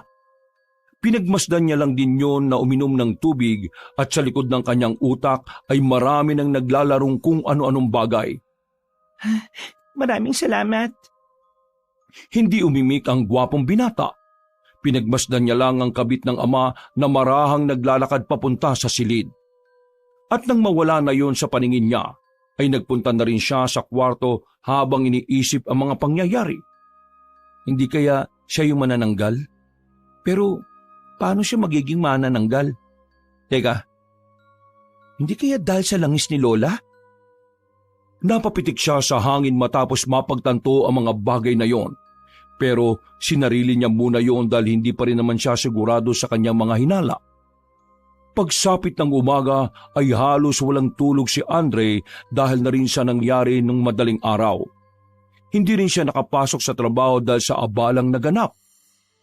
Halos magdamag niya kasing pinag-isipan ng tungkol sa pagiging manananggal ni Lorna at kung paano niya yon mapapatunayan o mabubuko. Maya-maya, nang marinig niya ang boses ni Ninong Ryan ay kaagad siyang lumabas ng kwarto.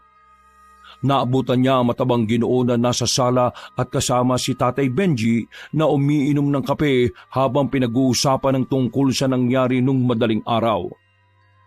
Sayang talaga yon pare. Dapat man lang ginising mo ako para nakita ko yung manananggal na yun Sa buong buhay ko di pa talaga ako nakakakita ng kahit na anong uri ng aswang. Sus, dumali ka na naman. Magpapagising ka pa sa akin parang di naman kita kilala pre. Ang ingay-ingay namin kagabi. Kaya nga yung anak mo napalabas ng bahay kaso hindi na niya naabutan yung manananggal. Pero ikaw, ayun, tulog pa rin. Sayang talaga yun. Mabuti na lang at wala pang nabibiktima yung manananggal. Anong wala? Meron na. Nung isang araw nakita yung bangkay dun sa ilalim ng tulay. Bumigat nga yung daloy ng trapiko nung araw na yun halos 2 o 3 oras yata. Kaya kayo lalo na ikaw inaanak, mag-iingat kayo. Huwag masyadong magpapagabi sa daan hanggang di pa nahuhuli yung manananggal. Ang bali-balita kasi taga rito lang daw yon. Atin-atin na lang to Sila Kapitan Tuloy pasimpleng minamatyagan yung mga bagong salta rito. Ay nako, baka mamaya pati si Lorna pag hinalaan din nila Hindi naman pre, sinabi ko naman na matagal na natin kakilala si Lorna. 5 taon na. Wala naman tayo nakikitang kakaiba sa kanya magmula nang makilala natin siya At saka may manananggal bang nagtatrabaho sa... pasensya na pass is pass nga pala. 5 taon niyo na palang kilala, Ninong? Ibig sabihin, alam mo rin yung tungkol kay tatay at sa kabit niya? Hindi naman sa gano'n, inaanak. Nito ko lang din nalaman na ano pa bang magagawa ko tong tatay mo, siya ang sisihin mo. At saka, manananggal ang usapan natin Baka nga po, yung kirida ni tatay yung manananggal. Inaswang niya nga po yung pamilya namin. Hindi nakakibo ang matalik na kaibigan ng kanyang ama, kaya nagkaroon ng ilangan sa pagitan nilang tatlo. Nabasag lang ang katahimikan ng pasadyang umubo si Ninong Ryan bago dire-diretsyong uminom ng kape. Nang matapos na, ay tumayo na siya saka nagpagpag ng short bago harapin ng mag-ama. O siya, mayo ko na muna kayo mag-ama dyan Katulad ng sinabi ko, mag-iingat kayo at huwag na munang gagala-gala kapag gabi. Lalo na't hindi naman importante. Magkakaroon ngayon ng mga ronda sa bawat barangay para mahuli na yung pesting manananggal na yan. Sige po, Ninong. Ingat po kayo. Salamat, inaanak. Salamat din sa mga impormasyon, pre. Paglabas ng gate ni Ninong Ryan ay bumalik na lang ulit si Andre sa kwarto niya at doon nagpalipas ng mahabang oras. Hindi talaga siya lumabas kahit tanghali na, hanggang sa marinig na lang niya ang pagkatok ng ama. Wala sana siyang balak pagbuksan yon pero narinig niyang tila nakikiusap ang Ginoo. Ano po yun, Tay? Pwede ba akong makiusap sa iyo, anak? Sige na naman kahit gayon lang. Ano nga po ba yun? Ihatid kasi namin ni Boss Patrick yung sasakyan ng kliyente sa kabilang bayan. Tapos baka gabihin kami. Kaya sana? Ano kasi anak masama ang pakiramdam ni Lorna, kaya sana Bantayan ko siya. Babantayan ko yung kabit mo. Nak, alam ko namang mali itong naiisip ko at alam kong hindi mo to gusto. Ayaw mo sa kanya at galit ka sa akin dahil doon, pero nakikiusap sana ako sa iyo. Wala pong problema. Sige, payag ako. Babantayan ko yung kirida mo, Tay. Sigurado ka ba, anak? Nagbago na po ba ang isip nyo? Hindi naman. Hindi lang ako makapaniwala. Salamat talaga, anak Maraming salamat. Hindi napagandaan ni Andre ang pagyakap ng kanyang tatay dahil mabilis sa mga pangyayari. Nang maramdaman niya yun ay gusto niyang kumawala pero hinayaan na lang din niya dahil na-miss na nga rin niya ang dating closeness nilang mag-ama. Napabuntong hininga na lang siya para hindi maiyak. At nang tumanggal na sila sa pagkakayakap ay kitang-kita niya ang tuwa sa Ginoo. Maraming salamat talaga, anak Huwag ka mag-alala. Hindi naman alagain si Lorna. Hindi rin naman mahilig magpaalaga yun sa iba. Mas magiging mapanatag lang ako kung may titingin sa kanya lalo na ngayong masama talaga ang lagay ng sikmura niya. Basta wag lang kayo masyado magpapagabi Ay oo naman, anak. Basta pipilitin kong makawi ng hindi hating gabi. Salamat ulit Pagsapit ng 3:00 ng hapon ay umalis na nga si Ma'am Benji at naiwan sa bahay sina Andre at Lorna. Panay-panay lang ang silip ng gwapong binata sa silid na kinaroroonan ng kirida. Kaya napapansin niyang panay ang hawak nun sa tiyan na parang namimilipit. Dahil doon ay napakunot siya ng noo. May kung ano na namang tumakbo sa kanyang isipan. Pero sa kabilang banda ay naawa siya sa babae dahil kitang-kita sa mukha noon ng paghihirap. Mayat maya niya lang yun chinicheck hanggang sa makaidlip na din siya. Pagkagat ng dilim, ay napabalikwas ng bangon si Andre nang marinig ang mahinang kalabog sa silid na kinaroroonan ni Lorna. Dali-dali siyang napatakbo roon at natigilan din nang makita ang baso na nahulog sa sahig. Dinampot niya yon at nilinis ang tubig na nakakalat. Iinom ka ba? Nagugutom ako. May makakain ba dyan? Hindi na ako nagluto ng hapunan pero may natira pa naman pagkain. Saglit lang, kukunin ko. Napapabuntungin nga si Andre na nag-asikaso sa kusina. Ayaw niya man ang ginagawa lalo na at para sa kabit ng kanyang tatay ay wala na rin naman siyang mapagpipilian. Naisip na lang din niya na kahit siguro ang nanay niya ang nasa sitwasyon na yon ay tutulong at tutulong pa rin kahit gaano pa sinira ng taong yon ang buhay nila. Hindi kasi nasanay ang pamilya nila na hindi tumulong, lalo na sa mga taong merong karamdaman. Pagbalik niya sa loob, ay inabot niya lang ang pagkain dahil nagsabi naman si Lorna na kaya niya na ang sarili. Habang pinagmamasdan ng binata na kumakain ng kirida, ay tila may kakaiba siyang naramdaman sa aura nito. Noon naman ay hindi siya nakakaramdam ng ganon. Pero ngayon ay parang may kung anong madilim na bumabalot sa nasabing babae. Nangayayat din yun ng husto na parang hindi kumakain at mas lalong nangalumata at namutla. Kaya medyo nag-alala rin siya at kinabahan. Nasubukan mo na bang magpatingin sa doktor? Hindi pa. Sanay na ako sa ganito. Noon talaga madalas akong inaatake ng sakit sa tiyan ng ilang araw Seryosong tanong, buntis ka ba? Hindi na ako mabubuntis. Ganito lang talaga ako kapag inaatake sa sikmura. Pero parang mas malala ngayon Kaya dapat magpatingin ka na talaga sa doktor kesa nagmumukmuk ka rito sa bahay. Naisip ko rin naman yan. Salamat sa suwestyon mo, Andre. Natutuwa kong makausap ka na maayos at hindi galit. Galit pa rin ako, no? Meron lang akong konsensya. O paano? Maiwan na muna kita. Tawagin mo na lang ako kapag meron kang kailangan. Wala naman akong kailangan. Kahit iwan mo na ako dito, hintayin ko na lang ang tatay mo na dumating. Tumalikod na kagad ang gwapong binata at nagbalik sa kanyang kwarto at doon nagmukmok. Galit niyang pinagsarasapak ang unat at sumisigaw ng walang ingay na lumalabas sa bibig. Naiinis kasi siya sa sarili dahil parang pakiramdam niya ay lumalambot na ang puso niya para sa kabit ng kanyang tatay. Ayaw niyang mangyari yon dahil ayaw niyang maging hindi patas para kay Nanay Fe. Maya-maya pa, sa dami na naman ang tumatakbo sa isipan niya ay bigla siyang nakatulog at nagising na lang ng pasado 10:00 ng gabi, matapos muling malanghap ang kakaibang amoy ng langis. Tumayo siya at lumabas ng kwarto. Nang mapagtanto niyang wala pa si Tatay Benji ay sumilip siya sa kwarto noon at nakita nga niya na nagpapahid ng langis si Lorna. Nakatalikod ang babae habang ginagawa yon kaya hindi siya nito nakikita. At habang pinagmamasdan naman niya ang patuloy na pagpahid ng langis, ay nagugulat siya sa mga nasasaksihan. Kitang-kita ng dalawang mga mata ni Andre kung paanong tila unti-unting nag-uusbungan ng mga itim na balahibo o balat sa iba't ibang parte ng katawan ni Lorna.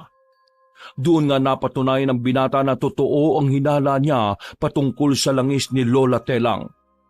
Katulad ng kwento noon ng matandang babae, may mga nilalang na gumagamit ng kakaiba o espesyal na langis para magpalit ng anyo bilang aswang. Doon na rin napagtagni-tagni ni Andre ang lahat, na kaya pala ilang beses niyang nararamdaman sa bakuran nila ang manananggal. Pero para makasiguro ay kaagad niyang kinuhang maliit na botelya at bumalik sa pinto. Eksakto pagkulo ng likidong nasa loob ng maliit na botelya ay ang unti-unting pagbabago ng anyo ni Lorna. Pero kinukontrol-kontrol pa yun ng babae kahit na nahihirapan siya ng gusto. At nang makita yun ng binata, ay kaagad niyang binulsa ang hawak na botelya at lumapit sa kabit ng kanyang tatay. Kinuha niya ang nasabing langis at itinapon sa sahig, dahilan para ito ay mabasag. Ano ginawa mo? Bakit mo binasag ang langis ko? Pampakinis ko yan ng kutis! Pampawala ng tigyawat! Naririnig mo ba sarili mo? Hindi totoo yung mga pinapaniwalaan mo. Tingnan mo nga sarili mo ngayon sa salamin. Hindi niya pinapakinis ang kutis mo o inaalis ang tigyawat mo. Ginagawa kanyang aswang. Ginagawa kanyang manananggal. Sinungaling ka! Ibalik mo ang langis ko! Akin na! Akin na yan! Tila asong nagkakandarapang nilapitan ng babae ang langis na natapon sa sahig at saka yung pilit na pinapahid sa iba't ibang parte ng katawan maging sa mukha. Hindi naman makapaniwala si Andre sa kanyang nasaksihan dahil tila wala na sa sarili si Lorna, para na itong nasisiraan ng bait na naglalaway-laway pa habang ang balat ay tila nagpapalit-palit sa kulay itim at brown. Pipigilan niya sana yon sa pag-asang maililigtas pa ang kirida, kaya lang ay bigla na lang yung umangil na parang isang babangis na hayop. Lumayo ka sa langis ko! Akin na yan langis ko! Akin lang to! Habang pinagmamasdan ni Lorna ay saka sumagi sa isip niya ang mga sinabi ni Lola Telang noon sa kanya. At sa kanya lang na-realize ang lahat ng mga pangyayari kaya nanlaki ang mga mata niya habang nakatingin sa kabit ng kanyang tatay. Ibang klaseng langis yan. At sa oras na makita mong kumulo yan, katulad ng ikinuwento ko sa iyo, ganon ang gawin mo. Isaboy mo sa aswang. Karamihan ng mga likas na aswang ay talagang nagtatago sa mga probinsya. Ang mga nagiging aswang naman dahil sa kasakiman ay maaari mong makainkwentro sa sibilisadong lugar. Katulad ng lugar ninyo. Kaya hindi mo rin masasabi ako. Malapit na naman na kayong magpunta sa akin ng buo mong pamilya.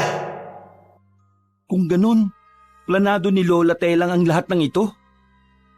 Eksaktong pagkatapos niyang sabihin yon, ay tuluyan na ngang hindi na kontrol ni Lorna ang kanyang sarili. Bigla siyang nagsisigaw ng ubod lakas at kasunod noon ay nakarinig na sila ng nakakakilabot na alulong ng aso mula sa hindi kalayuan.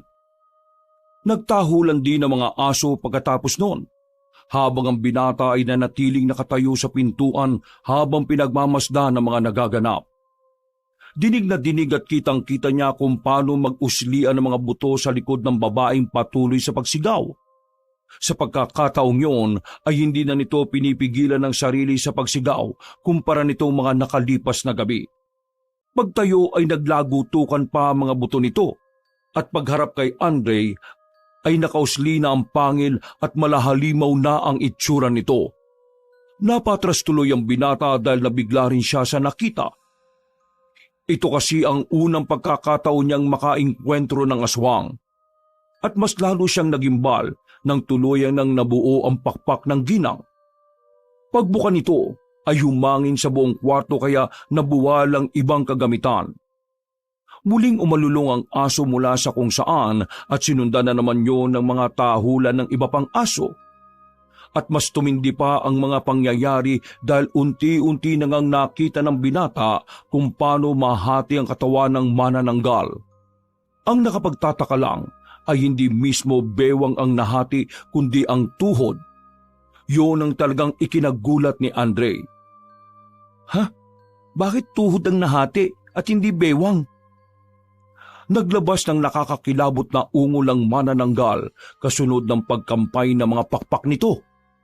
Napatras si Andre at natumba dahilan para mahulog sa bulsa niya ang maliit na botelyang hawak.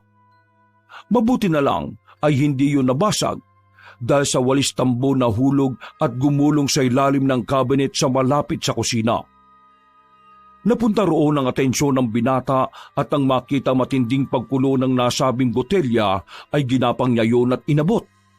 Subalit hindi niya namalaya ng pagsalakay ng ibabang parte ng manananggal. Napansin niya lang yon nang malapit na ito sa kanya. Ay, anak ng manananggal! Nasipan niya yung pabalik sa loob ng kwarto pero para yung mga robot na pagkabilis-bilis bumangon at muling umatake.